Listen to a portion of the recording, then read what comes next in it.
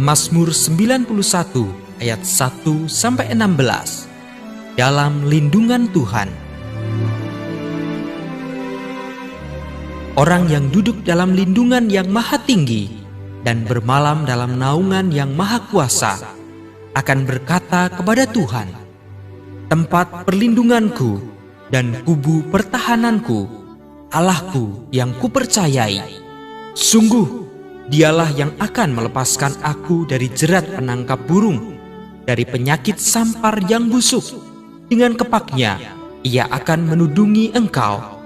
Di bawah sayapnya, engkau akan berlindung. Kesetiaannya ialah perisai dan pagar tembok. Engkau tak usah takut terhadap kedahsyatan malam, terhadap panah yang terbang di waktu siang, terhadap penyakit sampar yang berjalan di dalam gelap, terhadap penyakit menular yang mengamuk di waktu petang. Walau 1.000 orang rebah di sisimu dan 10.000 di sebelah kananmu, tetapi itu tidak akan menimpamu. Engkau hanya menontonnya dengan matamu sendiri dan melihat pembalasan terhadap orang-orang fasik.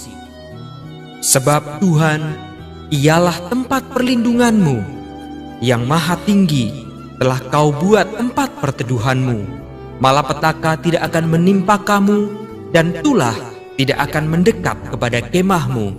Sebab malaikat-malaikatnya akan diperintahkannya kepadamu untuk menjaga engkau di segala jalanmu. Mereka akan menatang engkau di atas tangannya, supaya kakimu jangan terantuk kepada batu. Singa dan ular tedung akan kau langkahi. Engkau akan menginjak anak singa dan ular naga. Sungguh, hatinya melekat kepadaku, maka aku akan meluputkannya. Aku akan membentenginya, sebab ia mengenal namaku. Bila ia berseru kepadaku, aku akan menjawab. Aku akan menyertai dia dalam kesesakan. Aku akan meluputkannya dan memuliakannya. Dengan panjang umur akan kukenyangkan dia, dan akan kuperlihatkan kepadanya keselamatan daripadaku. Amin.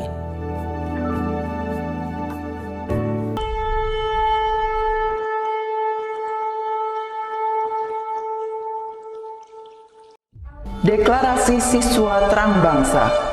Di dalam nama Tuhan Yesus, berikan kepadaku hikmat seperti Daniel. Diberikan kepadaku hikmat seperti Yusuf. Dalam nama Tuhan Yesus, sesuai firman-Mu yang berkata, barang siapa kekurangan hikmat, hendaklah ia meminta daripada Tuhan. Di dalam nama Tuhan Yesus, tahun ini kecerdasanku akan dilipat gandakan oleh Tuhan. Di dalam nama Tuhan Yesus, aku akan semakin cemerlang. Di sekolahku, aku akan menjadi saksi Tuhan yang luar biasa. Dalam nama Tuhan Yesus, akan muncul dari hidupku panggilan untuk menjadi generasi Yoel yang penuh dengan api Tuhan dan militan dalam Tuhan. Aku disebut sebagai pelaksana-pelaksana firman.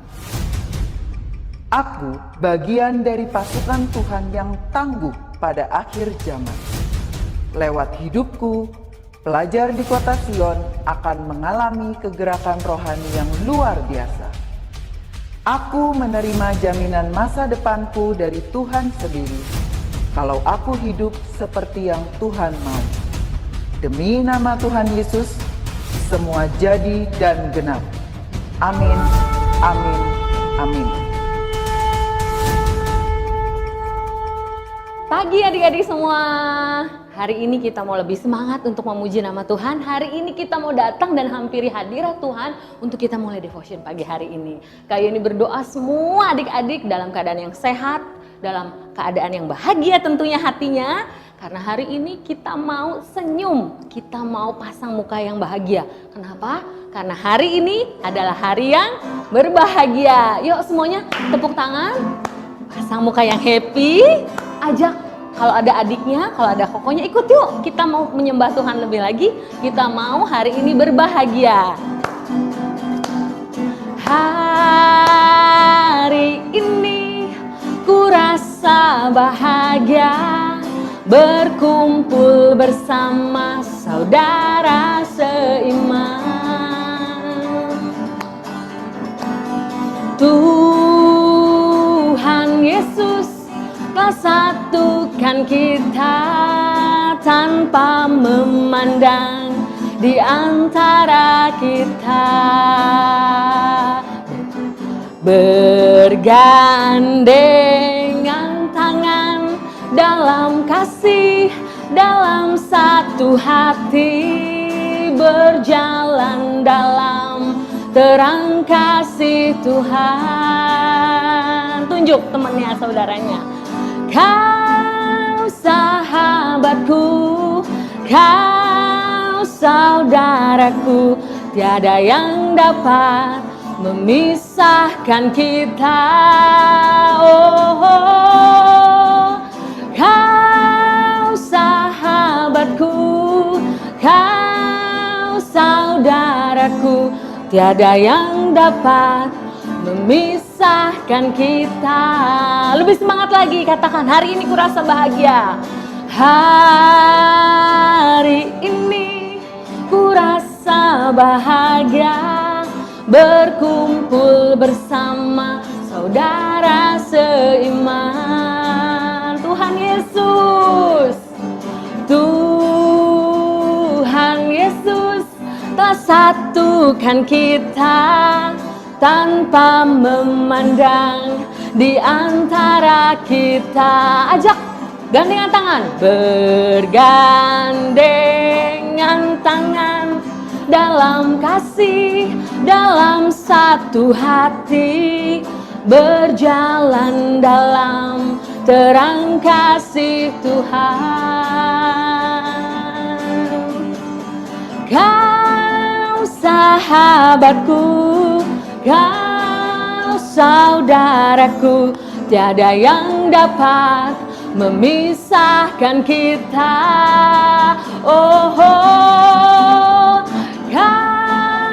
sahabatku, kau saudaraku, tiada yang dapat memisahkan kita.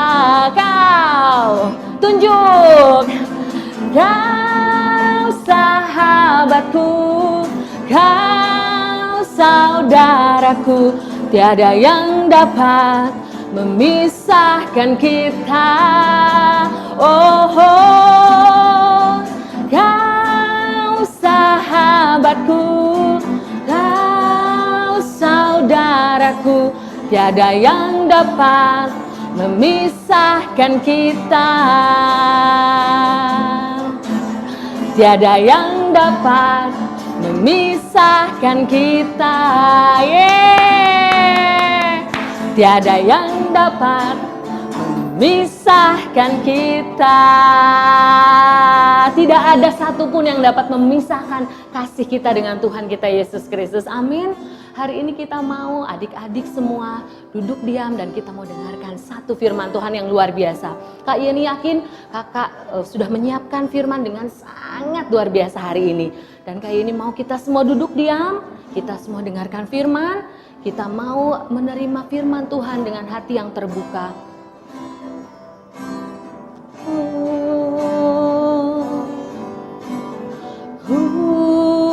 Di tanganmu,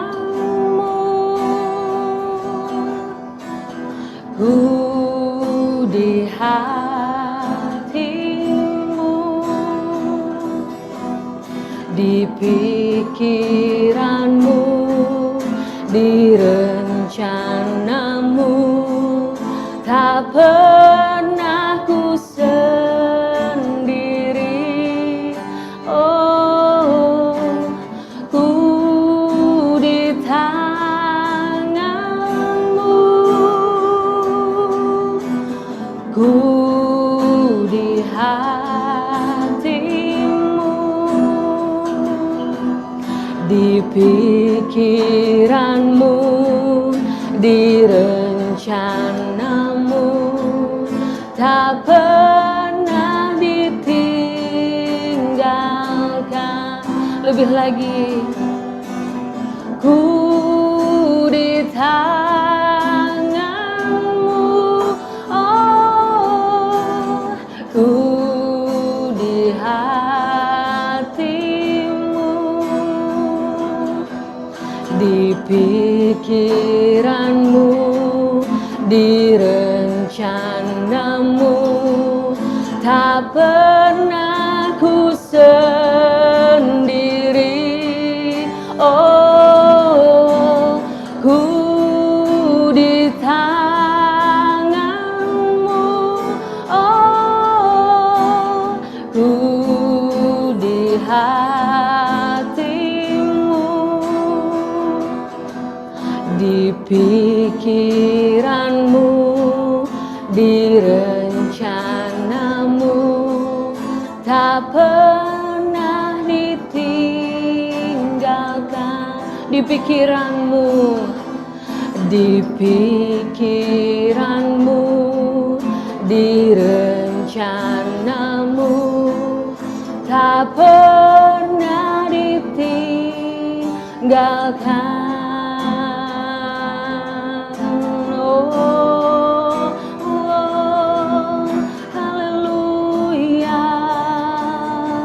Tak pernah ditinggalkan, ya Yesus. Terima kasih Tuhan. Oh, haleluya, haleluya. Terima kasih Tuhan, terima kasih Yesus. Kau tak pernah tinggalkan kami, hidup kami, Yesus. Terima kasih Bapa, kami bersyukur Tuhan, Engkau tidak pernah meninggalkan kami sedetik pun Bapa. Kami bersyukur kami punya Allah seperti Engkau Tuhan. Kami bersyukur Tuhan dalam masa-masa yang sulit ini Tuhan, kami masih punya pegangan yaitu Tuhan yang besar atas hidup kami. Mungkin banyak yang mengecewakan hidup kami, mungkin banyak mengecewakan hati kami, tapi kami percaya Tuhan, Tuhan adalah Allah yang tidak pernah mengecewakan kami Bapa. Kami berdoa, bersekutu Tuhan, berdoa untuk setiap anak-anak yang hari ini akan mendengarkan firman Tuhan. Kiranya Roh Kudus-Mu bekerja Tuhan, buka setiap hati, buka setiap luka, bebat setiap luka yang mereka alami Tuhan. Kami percaya Bapa, Roh Kudus-Mu hadir saat ini. Terima kasih Tuhan, siapkan hati setiap anak-anak, siapkan kakak yang akan membawa firman-Mu hari ini Tuhan. Kami menyerahkan pembawaan firman Tuhan hari ini hanya ke dalam tangan kuat kuasa-Mu. Di dalam nama Tuhan Yesus kami berdoa dan mengucap syukur. Haleluya, amin. Halo Shalom adik-adik semua, senang sekali berjumpa kembali dengan adik-adik yang terkasih. Sudah lama tidak ketemu ya, tetapi hari ini Tuhan pertemukan walaupun secara online. Dan saya bersyukur, Pastor Thomas bersyukur hari ini diberikan kesempatan untuk membagikan firman. Siapkan hati sama-sama untuk kita belajar tentang firman Tuhan. Kita baca bersama-sama di Pengkhotbah 8 ayat yang pertama. Firman Tuhan berkata demikian, siapakah seperti orang berhikmat? Dan siapakah yang mengetahui keterangan setiap perkara? Hikmat manusia menjadikan wajahnya bercahaya dan mengubahkan kekerasan wajahnya. Kitab Pengkhotbah ini yang menulis adalah Raja Salomo. Raja yang paling sukses, paling diberkati, paling kaya di seluruh bangsa Israel. Padahal Raja Salomo ini diangkat raja waktu masih muda loh. Mungkin tidak jauh usianya dengan saudara. Tetapi Salomo dapat memerintah dan memimpin bangsanya menuju bangsa yang diberkati. Rahasianya ada di mana? Rahasianya seperti yang firman Tuhan tadi katakan, siapakah seperti orang yang berhikmat. Rahasianya terletak pada hikmatnya. Salomo dikenal sebagai raja yang penuh dengan hikmat. Hikmat itu beda dengan sekedar kepintaran. Orang pintar belum tentu berhikmat, tetapi orang yang berhikmat pasti adalah orang yang pintar. Kepintaran itu segala sesuatu yang bisa diusahakan oleh usaha manusia, saudara. Tetapi hikmat itu datangnya dari Tuhan. Contohnya, misalkan adik-adik pasti pernah menghadapi sebuah tantangan atau masalah yang begitu besar. Kita sudah berusaha semaksimal mungkin dengan usaha kita memikirkan segala solusi yang ada, tetapi tidak ada jalan keluar. Dan tiba-tiba ketika kita minta sama Tuhan jalan keluar, Tuhan berikan hikmat, ide, gagasan atau pengetahuan yang dari Tuhan. Di zaman sekarang, zaman yang penuh dengan tantangan, kita perlu yang namanya hikmat Tuhan. Amin. Jadilah orang-orang yang dipenuhi dengan hikmat Tuhan, saudara. Nah, kita mau melihat dan kita mau belajar sama-sama bagaimana cara untuk mendapatkan hikmat. Yang pertama, adik-adik bisa catat dengan baik ya. Bagaimana cara untuk mendapatkan hikmat? Yang pertama adalah hidup takut akan Tuhan. Ya. Kita harus hidup takut akan Tuhan. Maksudnya hidup takut akan Tuhan itu apa? Hidup takut akan Tuhan adalah hidup yang menghormati Tuhan dan menjauhi dosa. Itu yang dinamakan hidup takut akan Tuhan. Jadi setiap tingkah laku kita, karakter kita, apa yang kita lakukan, itu harus menghormati sifat Tuhan. Harus sesuai dengan firman-Nya, tidak boleh melanggar. Ya, kitab Amsal di dalam Amsal 9 ayat 10 dikatakan permulaan hikmat adalah takut akan Tuhan. Jadi adik-adik semua, ketika kita ini hidup takut akan Tuhan, menghormati firman, melakukan firman-Nya, tidak melakukan dosa, otomatis Tuhan akan memberikan hikmat itu dalam setiap kehidupan kita. Itu cara yang pertama. Kita harus hidup takut akan Tuhan. Siapa yang mau untuk hidup takut akan Tuhan? Bisa angkat tangannya di tempat adik-adik berada. Puji Tuhan. Yang kedua, saudara. Bagaimana cara untuk mendapatkan hikmat? Yang kedua adalah meminta kepada Tuhan. Ya, meminta lewat apa? Lewat doa. Pastinya. Lewat permohonan kita. Ya, Amsal 2 ayat yang ke-6. Firman Tuhan berkata demikian. Karena Tuhanlah yang memberikan hikmat, dari mulutnya datang pengetahuan dan kepandaian. Jelas dikatakan Tuhan yang memberikan hikmat, dari mulutnya datang pengetahuan dan kepandaian. Jadi kita harus meminta kepada pribadi yang mempunyai hikmat itu, yaitu Tuhan kita. Jadi saudara, tiap hari kita harus berdoa, Tuhan minta hikmat.